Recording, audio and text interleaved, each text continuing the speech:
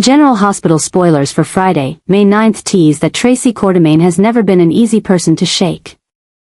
She has faced countless upheavals in both her personal life and the power struggles within the family, always managing to maintain a sharp, cold demeanor that has kept anyone from challenging her position. However, this time, all the defenses she has built up over the years begin to crack when the truth about Joe's identity is revealed. A truth that is not only shocking but also threatens to shake the very foundation she has used to build her world. Gio is not just an unknown boy who happened to appear in their world. He is the product of buried memories, of mistakes once hidden in darkness. And now they have come to life, setting off a chain reaction that even Tracy can no longer control. Her calm exterior cannot hide the growing shock in her mind. As names, years, and old relationships resurface along with Joe's existence, Tracy begins to realize that a part of the Quartermaine family history, even a part of her own past, has never been truthfully uncovered. The connections between Dante, Brooke Lynn, and even Lois and Ned are no longer merely tangled emotional affairs, but have become the foundation for a larger mystery, where Gio is not just a minor character but the center of a new chapter, a chapter that Tracy was unaware of but is being dragged into relentlessly. Joe's identity is not just a personal revelation. It is the beginning of a wave of crazy events that are slowly drowning every corner of the Quartermaine family. Tracy, who has always prided herself on holding the family legacy, on controlling every important piece of information within the clan, now finds herself on the defensive. The feeling of powerlessness comes not only from her lack of knowledge about Joe's existence, but also from the realization that she has been outmaneuvered, not by old business enemies, but by her own family members, those she once believed were still within her sphere of influence. Gio doesn't come with a hostile attitude, but his existence has changed everything. Every time Tracy sees Gio, she doesn't just see a young face with Quartermaine blood, she sees an undeniable truth. That no one, not even her, can prevent the destiny of someone born from the shadows, yet carrying the light that will upend everything. And it is this that drives Tracy into a new state of obsession. She is no longer sure of what is real, what is a lie. Were the years she spent protecting the so-called honor of the family merely a string of things controlled artificially? Are those things she once rejected, the children who were pushed out of the family tree, now returning with a legitimacy she cannot deny? A deeper fear is forming in Tracy's heart, a hidden fear that the legacy she has always trusted, always manipulated, is no longer hers alone. Gio, with his true identity, not only has a claim to inheritance but also the right to demand transparency, recognition, and even power within the family. This pushes Tracy into an unprecedented situation. She is no longer the one who sets the rules, but the one who must choose between facing the truth or continuing to pretend she still controls everything. And this is no longer just a power play. It is a battle for mental survival, where Tracy must admit that what she once denied is now forcing her to redefine the concept of family. In a rare moment, Tracy shows her shock, not with loud words or dramatic actions, but with a deathly silence as she faces Gio, whose eyes are both strange and strangely familiar, to the point of discomfort. It is the gaze of a new generation, someone who doesn't need permission to exist, someone carrying both questions and the right to demand answers. And in that gaze, Tracy knows that this obsession will not fade anytime soon, it will follow her like a persistent shadow, forcing her to readjust everything. From thoughts and strategies to the heart she once believed she had sealed. Tracy stands there, in a profound daze, knowing that new storms have arrived, not from the outside, but from within the very bloodline of her family. And whether she likes it or not, she can no longer turn her back on the truth again. Lulu has returned to Port Charles quietly. But her silence doesn't last long when she stands before Ned with a gaze sharp as a knife, asking a series of questions that make the atmosphere in the Quartermaine mansion feel suffocating. Lulu is no longer the fragile woman caught in the middle of family tragedies. This time, she is a decisive mother, a woman seeking the truth to protect her son, Rocco, from the dangerous undercurrents he is being pulled into unconsciously. And the person she wants to expose first is Ned, the one she believes knows more than anyone about the dirty deeds being hidden beneath the powerful facade of the Quartermaine name. In a heated confrontation, Lulu challenges Ned about his role in covering up the shady behavior that Lois and Brooke Lynn are accused of being involved in.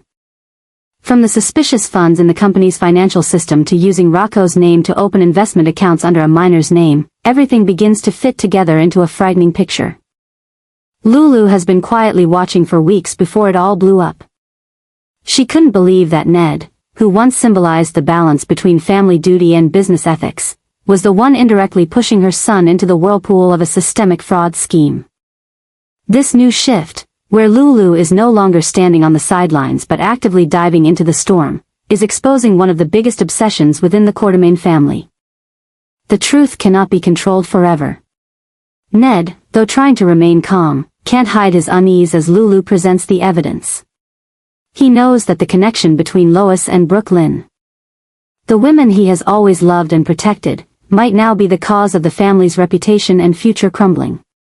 What Ned doesn't expect is that it is Rocco, an innocent child, who is at the center of it all.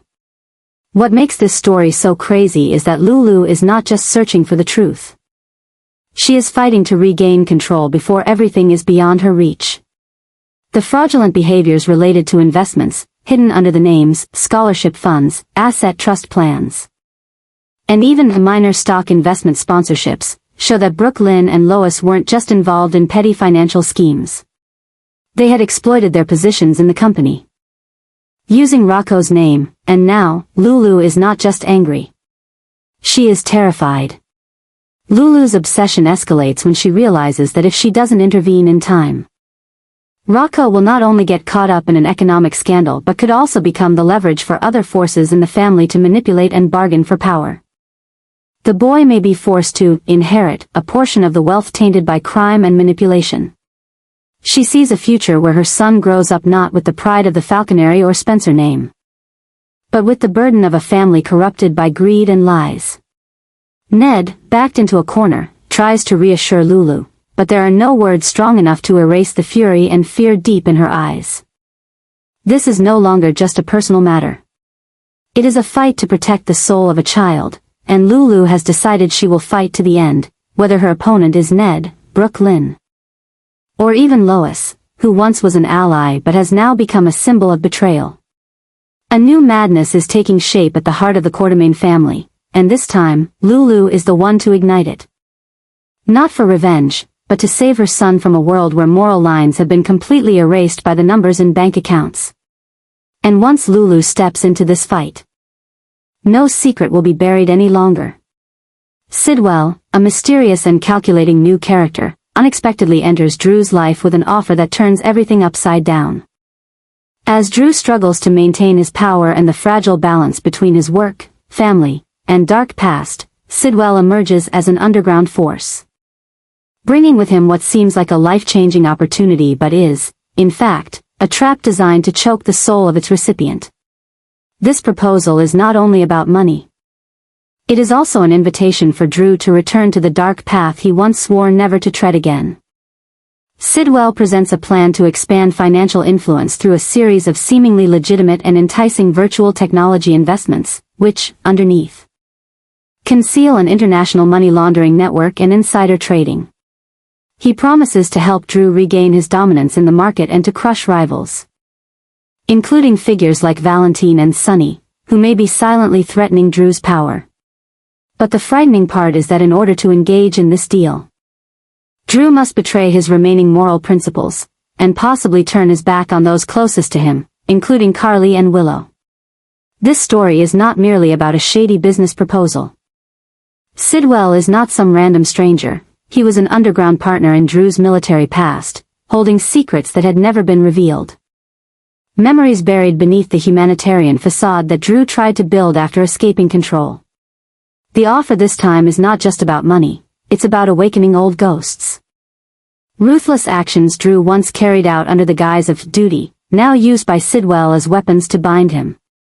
The more Drew refuses, the more Sidwell pushes, threatening to expose pieces of information that would make the entire town of Port Charles see him not as a victim, but as a guilty party. A crazy adjustment is beginning to take form in Drew's mind. He's always told himself that he is different now, that after surviving, after falling in love again, after forgiving himself. He had escaped his former self.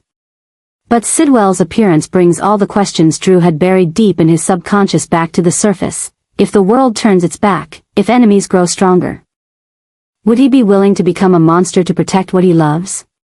If survival requires betrayal, would he do it again? Each of Sidwell's moves is a psychological assault, pulling Drew back into old obsessions and creating new ones. Drew starts losing sleep, beginning to doubt even those closest to him. He doesn't know if Sidwell has planted someone inside his organization, if business information is being leaked, if Willow is truly safe. It is this doubt that makes him harder, more closed off. Ready to do things that, just a few months ago, he would have considered unthinkable. But it's in that moment that Drew realizes one thing: Port Charles is no longer a safe place. New attacks are being programmed, and these strikes are coming not from the front, but from behind. Sidwell is not alone. And the proposal, though a beginning, is a warning that a new order is taking shape, a world where morality is a luxury, and power is reserved for those who dare walk through hell without blinking.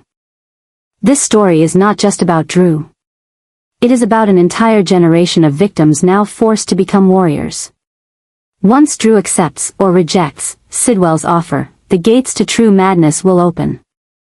And when they do, no one in Port Charles will be able to guarantee they won't be caught in it. The confrontation between Sasha and Willow at General Hospital is not just an ordinary conversation between two women once bonded by shared pain. It is a direct clash with the core of secrets. Things hidden, and masks so thick they completely obscure the true nature of a person. Willow, in the eyes of others, is still the devoted wife, the perfect mother.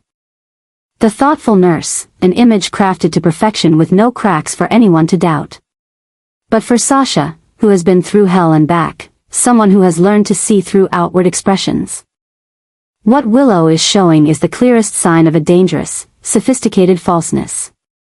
Willow is no longer the soft but sincere girl she once was, no longer the one who shared long, desperate nights with Sasha after losing a child, no longer the one who truly cried when hearing of someone else's downfall. Now, she speaks the right words, smiles at the right times, bows her head, advises, consoles, and helps, all done like a pre-programmed routine, smooth and emotionless. But it is this perfection that makes Sasha cautious. Because no one can endure so much loss and hardship and maintain such a cold composure unless they are hiding something so large it cannot be revealed. Sasha is not seeking a confrontation. She comes hoping to feel a trace of something from her old friend, a spark of warmth, a genuine glance, a hand to remind her of the bond they once shared as two women who had fallen and risen together. But all Sasha receives from Willow is an invisible, mirror-like wall, so shiny that every emotion is reflected back, rejected. Willow speaks softly, correctly, each word precise. But nothing really touches Sasha. She feels like she's speaking to a mannequin programmed with ethics and correctness but missing the true soul of Willow that she once knew. And then, when the conversation becomes tense, when Sasha bluntly asks, "Are you still you, Willow?" the space freezes. Willow doesn't respond immediately. Her eyes waver, her lips tremble slightly, then quickly tighten, as though trying to suppress an internal shock.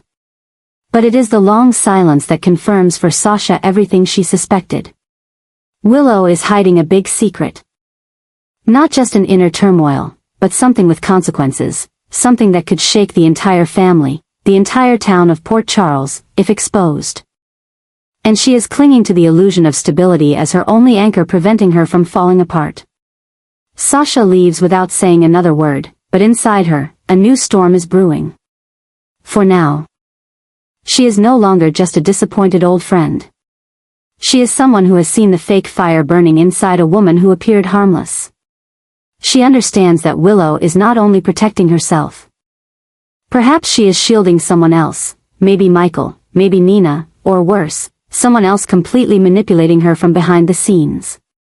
And if Willow continues to live behind that mask, one day, it will crack, dragging everyone close to her into an uncontrollable madness. Willow is changing. Not in a way that's mature, strong, or resilient, but in a dangerous, foreign, and calculated manner. Every word she utters carries weight. Every action she takes has purpose. And while everyone believes she has healed, stabilized, and escaped the scythe of death to rediscover a love for life, Sasha knows the truth is the complete opposite. Willow is disappearing. And what's replacing her is another version, adjusted, trained. Programmed like a machine that knows emotions but doesn't show them. A shell too perfect to be real, and too dangerous to be dismissed. The new story of Willow. With all the adjustments she's making in her personal life and how she interacts with others, is going too far. It's no longer about adapting. It's about distorting her essence. And for someone like Sasha, who has been a victim of such falseness, watching Willow slide deeper into the abyss of pretense is something she can no longer bear. Willow is hiding a secret that could be devastating. And when it breaks open, everything around her, family, friendships, reputation, even the fragile peace of the town, will shatter with it. The confrontation between Sasha and Willow is not just an ordinary clash. It is the first bell signaling a chain of events about to explode, secrets that can no longer be hidden.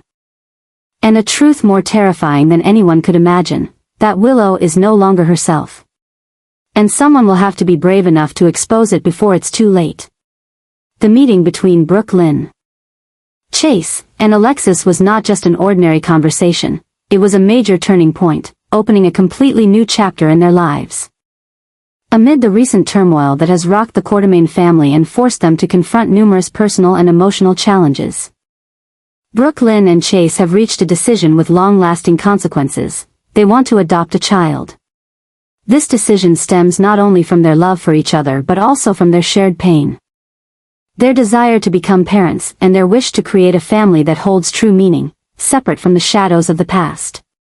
Alexis. As a respected lawyer and someone who has witnessed countless ups and downs in Port Charles, was not surprised when the couple sought her out. However, as soon as Brooke Lynn and Chase sat down, the atmosphere shifted. There was no hesitation or doubt in their eyes, only determination, a strong belief that this was the right path. They weren't looking for advice. They were ready to take action. Brooke Lynn, who had once been deeply hurt by her family's expectations and her own career failures, was the first to speak. Explaining why she wanted to become a mother, not through blood, but through heart. She didn't need a child to continue the Quartermaine legacy, she needed a life to love, to nurture. To make up for what she had never had. Chase, once a man who sacrificed himself for justice and honor, now spoke about his desire to be a father, not with boldness, but with a quiet, sincere tone. He had once thought his family would come together in a traditional way, but life had shown him that love doesn't come from genes, but from unwavering presence and a heart that listens. When they looked at each other, without needing to say another word, Alexis understood, this wasn't a spontaneous decision. This was a profound adjustment in the way both of them viewed life. They were no longer chasing after norms or seeking approval from others. They were creating their own definition of happiness. It was in that moment that a new story began to take shape. No longer was it the awkward romance between a singer and a cop. No longer was it the tug-of-war between loyalty to family and the honor of their professions. These were two people who had been broken, who had fallen, but who refused to let their pain define them. Now, together, they were embarking on a difficult journey, because adopting a child isn't simply about submitting paperwork, waiting, and then bringing a child home. It is a journey that is scrutinized under the magnifying glass of the law, public opinion, and sometimes, the judgment of their loved ones. They would have to prove they were stable enough, responsible enough, and most importantly, loving enough to become parents to a child who wasn't their biological offspring but could fill their lives completely. With Alexis's help, the path forward was clearly mapped out. Every legal requirement, every procedure to prove financial stability, emotional readiness, and psychological fitness, all of it was explained in detail. But she also reminded them that the biggest obstacles wouldn't come from paperwork or bureaucracy, they would come from patience and trust. There would be times when the process would make them doubt themselves, times when they would be rejected or forced to wait in despair. But the important thing was not to give up. Because on the other side of that challenge was a child in need of love, and that was worth fighting for. For Brooke Lynn. This decision was also a declaration that she was no longer living in the shadow of the Quartermaine family. She didn't need to prove anything to Ned or Tracy, didn't need the board's approval. Didn't need inherited wealth to feel worthy. For Chase, this was a release from the burden of always placing logic above emotion. He no longer needed to be a hero in the eyes of others, he just needed to be a father in the life of a child. Their meeting with Alexis didn't just open the door to a legal process. It opened a new chapter in both Brooke Lynn and Chase's journey as individuals, a chapter written with trust, maturity, and a desire to create a home on their own terms. And while challenges lie ahead, and Port Charles may buzz with conflicting opinions, Brooke Lynn and Chase have already made their decision. Their future, starting from that moment, has truly changed, not because they wanted to have a child, but because they were ready to become a family.